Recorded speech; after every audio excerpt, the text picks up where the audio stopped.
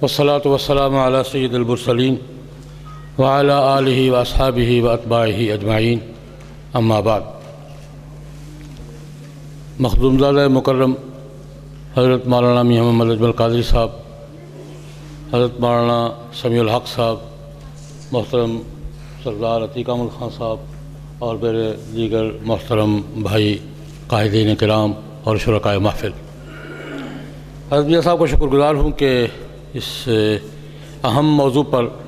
اس seminar میں کچھ حاضری کا موقع فراہم کیا۔ کشمیر کا مسئلہ ہو یا فلسطین کا مسئلہ ہو یا افغانستان کے مسائل ہوں یا قبائل کا مسئلہ ہو یا اراکان کا مسئلہ ہو، پورے عالم اسلام میں اس وقت جو صورتحال ہے وہ ہم سب کی مشترکہ توجہ کے مستحق ہے۔ آج اقوام متحدہ کے جو ادارے رپورٹ دیتے ہیں کہ دنیا میں سب سے زیادہ مہاجرین کی تعداد مسلمانوں کی ہے، میرے خیال میں اگر وہ شہداء کی رپورٹ بھی مرتب کرتے ہوں تو شہداء کی تعداد بھی سب سے زیادہ مسلمانوں کی ہی ملے گی کہ اپنی آزادی کے لیے اور اپنے دین کے لیے اور اپنے وقار کے لیے لڑنے والے مسلمان دنیا میں شہداء کی، لیکن وہ اس کی شاید نہ مرتب کریں، مہاجرین کی تعداد مرتب ہوتی ہے اور کہتے ہیں کہ 80% مہاجرین دنیا میں یہ مسلمان ممالک سے اور مسلمان قوموں سے متعلق ہے۔ یہ سب مسائل ہماری توجہ کے مستحق ہیں۔ میں صرف حاضری کے لیے اور شرکت کے لیے مولانا نور البشر صاحب نے اراکان کے مسئلے کی طرف توجہ دلائی ہے، میں بطور خاص اس کا ذکر کرنا چاہوں گا، اور دو باتیں صرف۔ ایک یہ کہ ان کا اراکان کا مسئلہ ہے کیا۔ اراکان ایک زمانے میں آزاد مسلم ریاست تھی اور 350 سال تک یہ آزاد مسلم ریاست رہی ہے،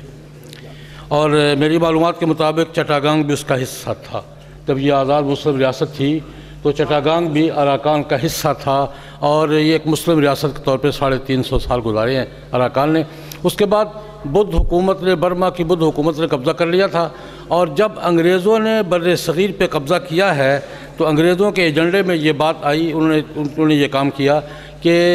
برما کو ایک وقت میں انہیں آزادی دی، چٹاگانگ کو کاٹ کر بنگال میں شامل کر دیا، اور برما اراکان کو اس میں برما کا حصہ بنا دیا اور وہ تسلیم کر لیا۔ یہ اس مسئلے کا آغاز ہے۔ لیکن جو بات میں عرض کرنا چاہتا ہوں، میں اپنی معلومات کی بنیاد پر ممکن ہے غلط ہوں، برما کے اراکان کے ان مسلمانوں کی اصل مظلومیت کی اصل وجہ کیا ہے؟ جب پاکستان بن رہا تھا، تقسیم ہو رہی تھی، تو میری معلومات کے مطابق روہنگیا مسلمانوں نے یہ درخواست کی تھی کہ جناب چونکہ بنگلہ دیش کے پڑوس میں ہیں، ہم نئے بننے والے پاکستان کے پڑوس میں ہیں، ایک آزاد اسلامی ریاست رہے ہیں اور ہم متصل ہیں ساتھ، تو ہمیں پاکستان میں شامل کیا جائے۔ میں سمجھتا ہوں تاریخ کے ایک طالب علم کے طور پر کہ اراکان کے مسلمانوں کو اس خواہش کی سزا دی جا رہی ہے۔ میرا اندازہ یہ تجزیہ یہ ہے کہ اراکان کے مسلمانوں کو، روہنگیا مسلمانوں کو اس خواہش کی سزا دی جا رہی ہے جس خواہش کا اظہار انہوں نے تقسیم میں وطن کے موقع پہ کیا تھا کہ ہم چونکہ آزاد ریاست رہے ہیں، مسلمان اکثریت ہے، اس وقت تو مشرقی پاکستان تھا، مشرقی پاکستان کے ساتھ ملحق ہیں، اس لیے ہمیں ان کے ساتھ ملا دیا جائے۔ اور آج تک ان کو یہ سزا مل رہی ہے، دو سزائیں مل رہی ہیں ان کو۔ ایک تو قتل عام کی جو صورتحال مولانا نور البشر نے اور ان سے پہلے ہمارے فاضل دوست نے بیان کی ہے، وہ تو ایک المناک داستان ہے، ایک اندوہناک داستان ہے۔ لیکن دوسرا المیہ اراکان کے مسلمانوں کا یہ ہے کہ برما کی حدود میں رہتے ہوئے، برما کا صوبہ کہلاتے ہوئے اراکان کے مسلمانوں کو برما میں شہریت کے حقوق حاصل نہیں۔ برمی حکومت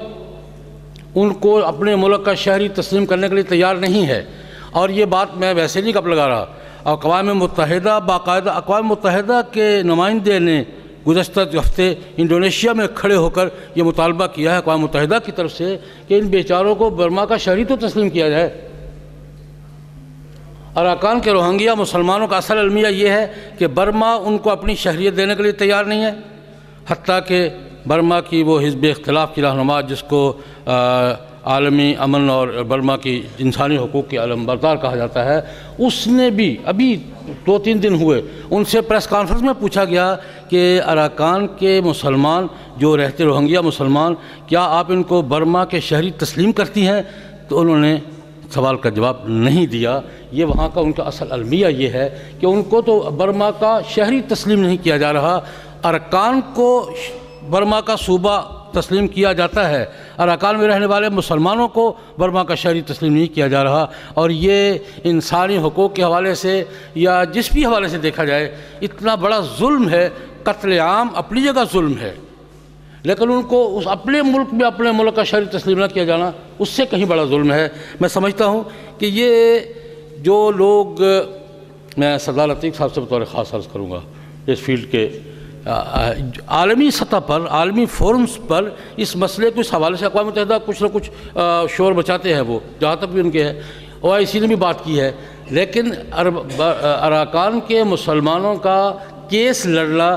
ہماری سب کی مشترکہ ذمہ داری ہے۔ ان کی سیاسی پوزیشن کیا ہے، ان کی حیثیت کیا ہے، اور وہ اس قدر مظلومیت کا شکار ہے کہ ان کا حال پوچھنے کے لیے بھی OIC کے نمائندوں کو نہیں جانے دیا گیا، اقوام متحدہ کے نمائندوں کو نہیں جانے دیا گیا، ان کا حال پوچھنے کے لیے بھی کوئی باہر سے نہیں جا سکتا۔ یہ تو میں سمجھتا ہوں ان کا المیہ ہے، مسئلہ ہے، اور ہم سب کی توجہ کا مستحق ہے۔ اور ان کا المیہ کیا ہے، اس پر ایک چھوٹا سا واقعہ عرض کر کے میں اجازت چاہوں گا۔ آپ کو یاد ہوگا جس زمانے میں بوسنیا کے مسلمانوں کا قتل عام ہو رہا تھا، دور آپ کے ذہن میں ہوگا کہ جب بوسنیا کے مسلمانوں کا قتل ہو رہا تھا تو عزت بیگویج صاحب جو اب بعد میں صدر بنے،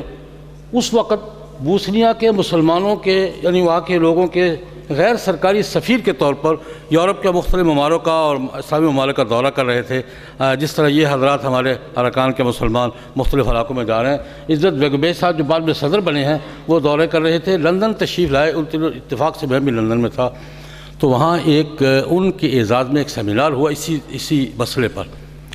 ہمارے حضرت مولانا شاہ احمد درانی رحمۃ اللہ علیہ اس کے صدر تھے، میں بھی تھا اور حضرات بھی تھے۔ مولانا شاہ احمد درانی نے ان کو سپاسنامہ پیش کیا، اور اس مجلس میں عزت بیگویج نے جو تقریر کی کہ ہمارا المیہ کیا ہے، ایک جملہ اس نے کہا، بس اس نے کہا ہمارا اصل المیہ یہ ہے کہ ہمارے پڑوس میں کوئی پاکستان نہیں ہے۔ مجھے وہ اب تک وہ میرے سینے میں کھبا ہوا ہے اس کا جملہ۔ اس نے کہا ہمارا اصل مسئلہ یہ ہے کہ ہمارے پڑوس میں کوئی پاکستان نہیں ہے، اس لیے ہم بے بس ہیں، بے سہارا ہیں۔ میں سمجھتا ہوں کہ اراکان کے مسلمانوں کو ہمیں یہ احساس نہیں ہونے دینا چاہیے۔ ہم پاکستان ان کے پڑوس میں اب نہیں ہے، لیکن کبھی تھا یا نہیں تھا؟ بے شک اب ہم ان کے پڑوس میں نہیں ہیں، لیکن پاکستان ان کے پڑوس میں ایک ربع صدی گزاری ہے، ہم نے، ہمارے پڑوسی ہی ہیں، ہمارے بھائی ہیں۔ ہمیں ان کا اپنا مسئلہ سمجھ کر ان کے کیس کو لڑنا چاہیے، اور عالمی فورمز پر اس کیس کو پیش کرتے ہوئے ان کی وکالت اور سپورٹ کرنی چاہیے۔ اللہ مجھے اور آپ سب کو اس کی توفیق عطا فرمائے۔ وآخر دعوانا الحمدللہ۔